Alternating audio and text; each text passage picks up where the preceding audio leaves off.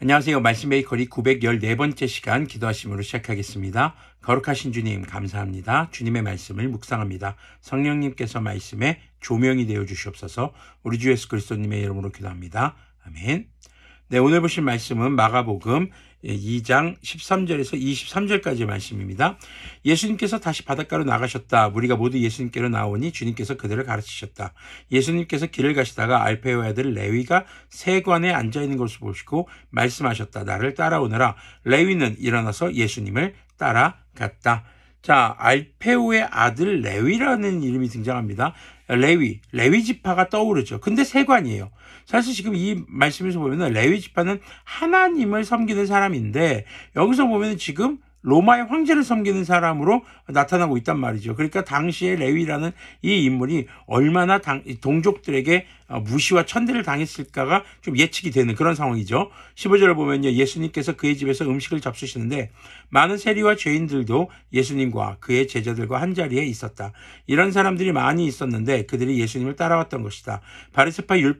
바리새파의 율법학자들이 예수님께서 죄인들과 세리들과 함께 음식을 잡수시는 것을 보고 예수님의 제자들에게 말하였다. 저 사람은 세리들과 죄인들과 어울려서 음식을 먹습니까? 예수님께서 그 말을 들으시고 그들에게 말씀하셨다. 건강한 사람에게는 의사가 필요하지 않으나 병든 사람에게는 필요하다. 나는 의인을 부르러 온 것이 아니라 죄인을 부르러 왔다. 자, 바리새파의 율법학자들, 이들은 지금 예수님께서 죄인들, 당시의 세리들이나 이렇게 로마의 편에 있는 지금 우리나라 보면 친일파죠.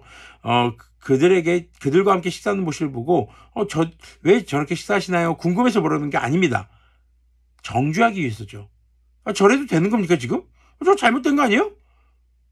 자, 이런 지금 상황인 겁니다.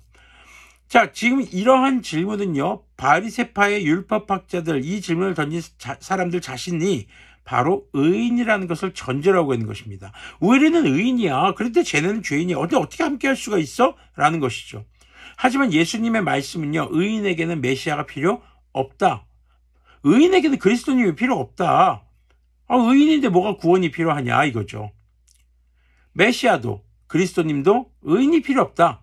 죄인이기 때문에 죄 용서의 권위를 가지신 예수님께서 필요하다는 것을 강조하는 것이죠.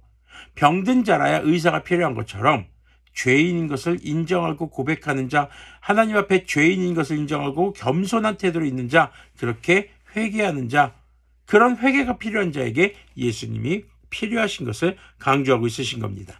18절 말씀 계속 보면요. 요한의 제자들과 바리새파 사람들은 금식하고 있었다. 사람들이 예수님께 와서 물었다. 요한의 제자들과 바리새파 사람의 제자들은 금식하는데 왜 선생님의 제자들은 금식하지 않습니까? 예수님께서 그들에게 말씀하셨다. 혼인잔치에 온 손님들이 신랑과 함께 있는 동안에 금식할 수 있느냐? 신랑을 자기들을 곁에 두고 있는 동안에는 금식할 수 없다. 그러나 신랑을 빼앗길 날이 올 터인데 그날에는 그들이 금식할 것이다. 생배 조각을 낡은 옷에 대고 깁는 사람은 없다. 그렇게 하면 새로 된 조각이 낡은 데를 당겨서 더욱더 심하게 찢어진다. 또 새 포도주를 낡은 가죽 부대에 담는 사람은 없다. 그렇게 하면 포도주가 가죽 부대를 터뜨려서 포도주도 가죽 부대도 다 버리게 된다. 새 포도주는 새 가죽 부대에 담아야 한다.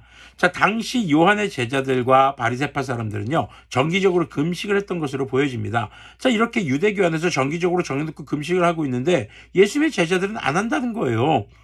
자, 지금 이런 것은요, 금식을 하며 기도하는 것이 나쁘다는 것을 얘기하는 것이 아닙니다. 다만 그것을 규정화해서 타인에게 강요 아닌 강요를 하는 것, 이것은 분명히 문제가 있다는 것이죠. 당시 유대교의 뿌리 깊은 관습에 대해서 이제 예수님께서 그리스도님으로 언약의 성취자로 구원자로 오셨기 때문에 언약과 질서가 새로운 언약과 질서가 시작되는 것을 주님께서 말씀하시는 것입니다. 자, 이것은요, 구약의 율법을 없애고 부정하는 것이 아닙니다. 당시 유대교의 관습으로 좀 많이 왜곡된 것을 바로잡는 그런 것이라고 볼 수 있겠죠. 그렇게 주님은 율법의 완성을 위해서 당시의 유대교의 잘못된 관습들을 새로운 질서로 바로 예수님의 말씀을 중심으로 새롭게 하시는 것입니다. 그렇게 회복하고 계시는 거죠. 그리고 이런 것들에 대해서 혼인잔치의 비유를 통해서 예수님과 함께하는 것이 가장 기쁜 것이다. 그러면서 함께하지 못할 때가 오는데 그때 슬퍼하며 금식할 때가 올 것이라고 이야기를 합니다. 자, 우리는요, 오늘 말씀을 보면서 우리 자신이 의인이라는 교만함에서 벗어나야 합니다. 내가 교회 다니니까, 난 그래도 주일날 예배하니까, 저들과 달라, 저런 범죄자와 달라. 아니요, 똑같습니다. 주님 앞에 똑같습니다. 우리는. 우리의 행위로 구원에 이르는 것이 아니라 우리 주 예수 그리스도님의 은혜로 구원에 이른다는 것을 기억해야 합니다.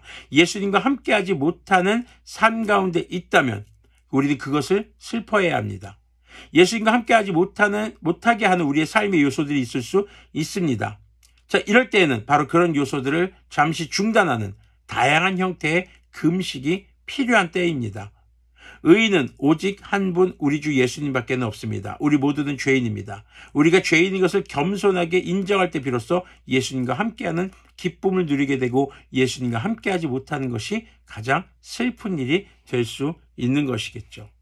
우리가 신앙생활을 하면서 스스로 의인이라는 착각에 절대 빠지지 않기를 간절히 소망합니다.